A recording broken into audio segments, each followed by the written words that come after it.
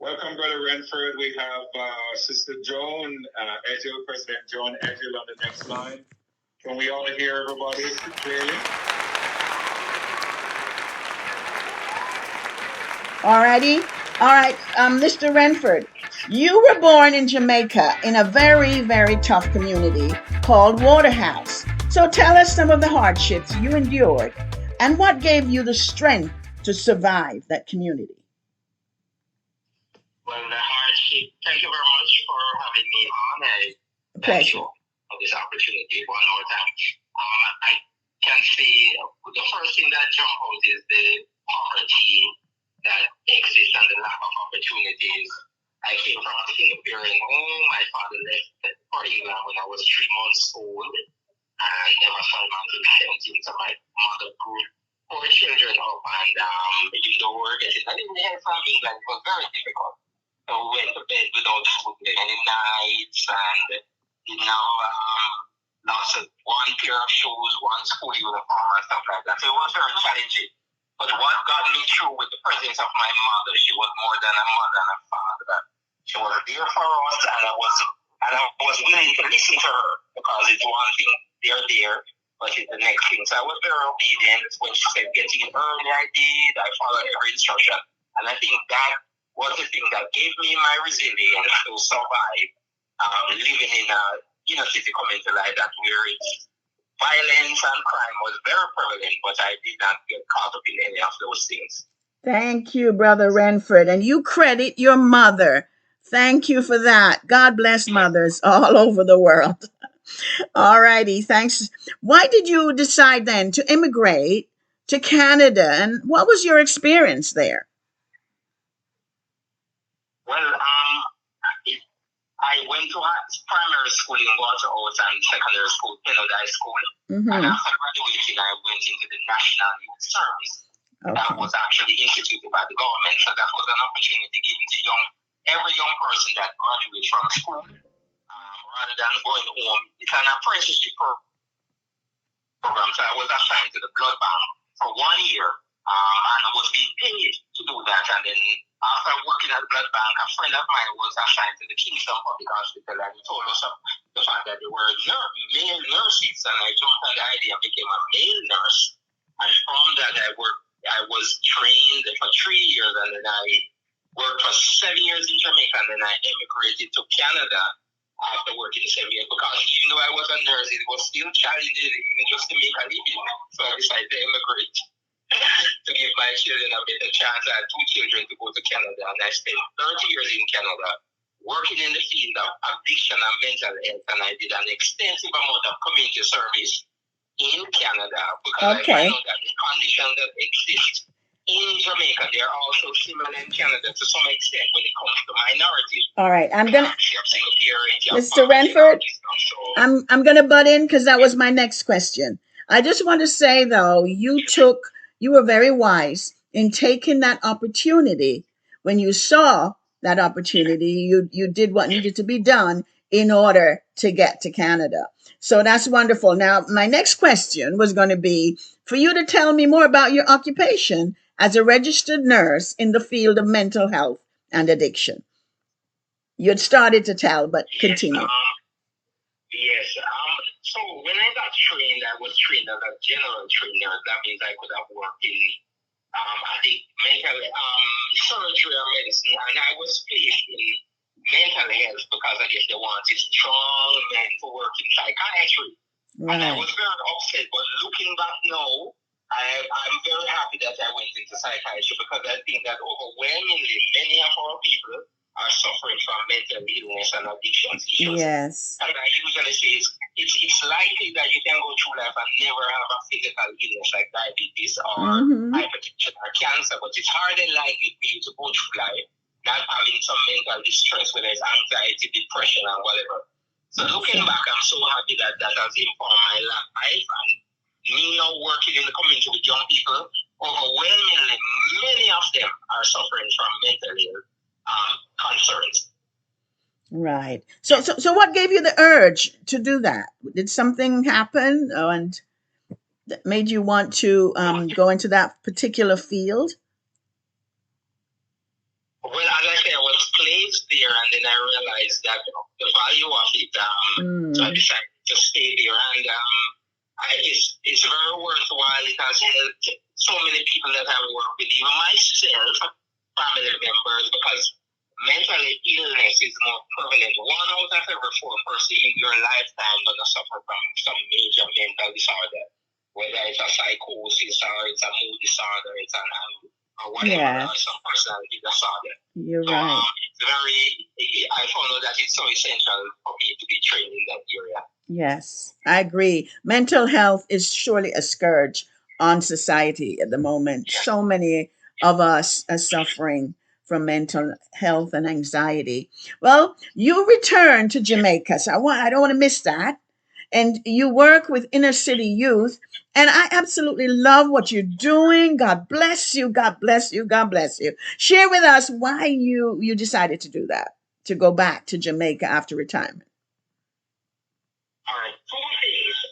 On account of the opportunities that Jamaica gave to me through the National Youth Service, and for me to be trained as a nurse, I was trained as a registered nurse, and rather than be paid to be a nurse, it was free of cost. I was paid to be a nurse. So I said, on account of what Jamaica offered me, I must return and give back to Jamaica.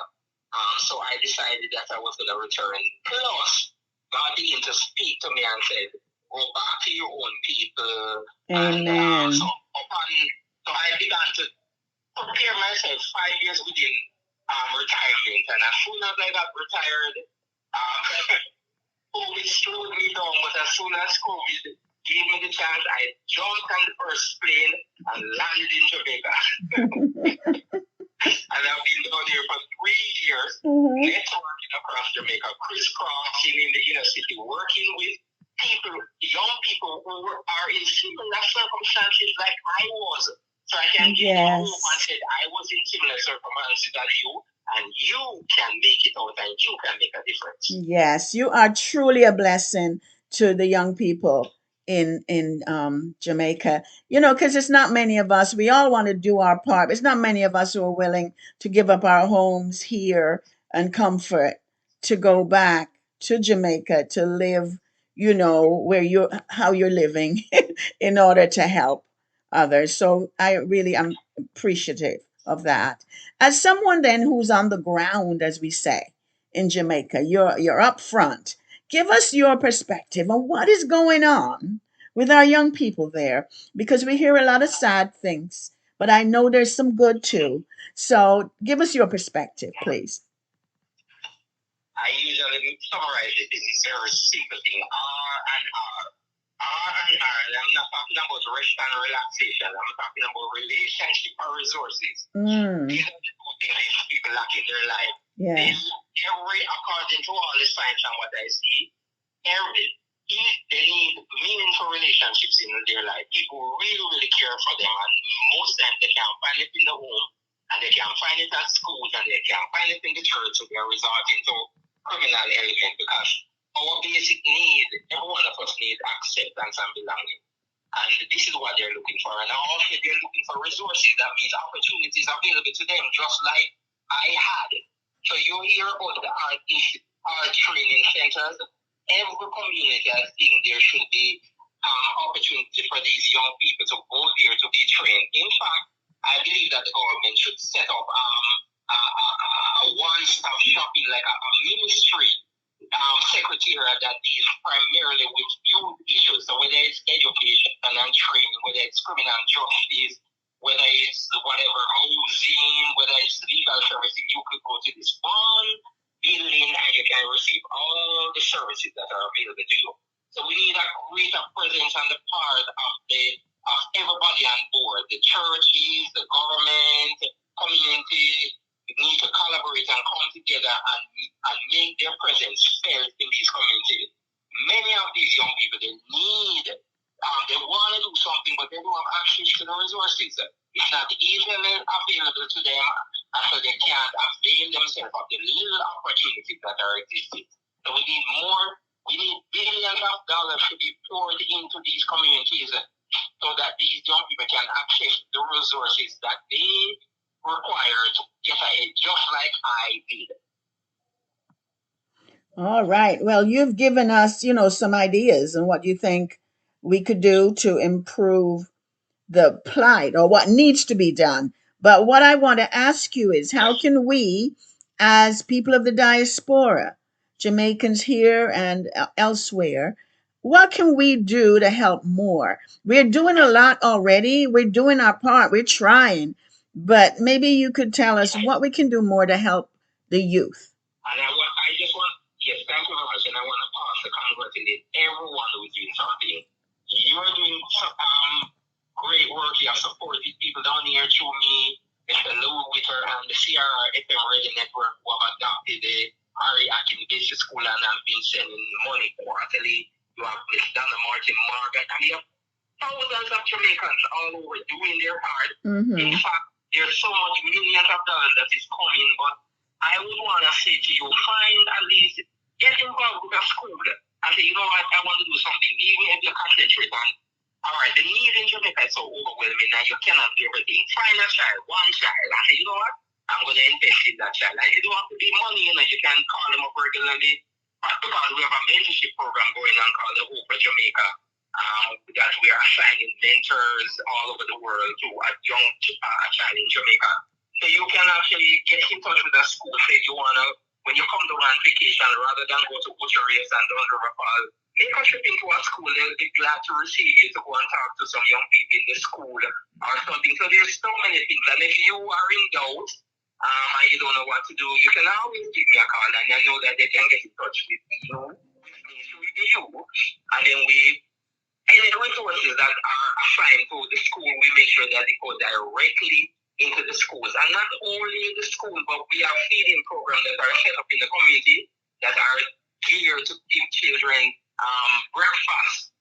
Many of our children are going to school without even a meal in the morning. And how can they learn? Because education and nutrition go hand in hand, and education is the great equalizer. It was education that lifted me out of poverty and caused me to be where I am right now. So the greatest thing that you can do for any child is to support their education. Yes, yes. Well, as a member of the Jamaican American Association, we do that by offering scholarships. But I love your idea about, just going to Jamaica when we get a chance or somehow connecting with a particular school. I know that this radio station is connected with a particular school and is helping with funding breakfasts, food and such to them. So everybody, as I said, can do their part. So anyone out there who wants to help, you can contact this radio station to find out how you can help a child in Jamaica. You can also contact the Jamaican American Association to find out what you can do to support scholarships and help in Jamaica. We are really trying our best to do what we can, but we can do more. And we're going to stay connected with you and find out, where the strongest needs are, because that's something, you can tell us where you see the biggest need. Okay. So anyway, we are close to coming to the end of the interview, but I want you to tell me what your hopes and dreams are for 2024. I can't say the new year because we're almost, at the end of the month already. But tell us a little more about what you would like to see. What's your dream? What are your expectations for the future? Yeah. One of the things, first I want to say that the first thought that came to my mind is a Jamaican service. Every meal could make a muckle. So let's get together and do more in 2024. There's more that can be done. More people can come on board. There are about 3 million people or more in the diaspora. If everybody say, you know what? You know that I calculate that if everybody gives $5 US per month and we have 1,000 people, and that it can go, I want to set up a trust fund so that we can fund breakfast, we can fund back to school supplies, and that fund is properly managed and supervised and accountable, and we can get it done. And if we are able to change even the life of one child, it would have been worth it.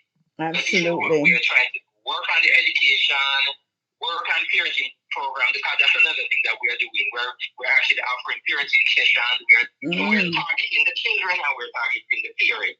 So let's do more for 2024 and every maker make a muckle. I love it. I agree with that. Target the parents. Yeah. I'm also thinking we need to target the teachers. They're having a tough time from what I've heard in Jamaica and feeling they're not getting the support that they would like from the community. So we can target them too and do what we can to make their lives easier and make it easier for them to teach our young people. Thank you so much. Yeah, exactly. Yes. Thank you so much. You are wonderful, and we continue to pray for you, this radio station, and all of us. We lift you up to the Lord, that He covers you and continue to give you the strength and the energy to continue to do what you're doing. So thank you so much, and I apologize for the technical issues. But that's how it is when you're trying to call another country.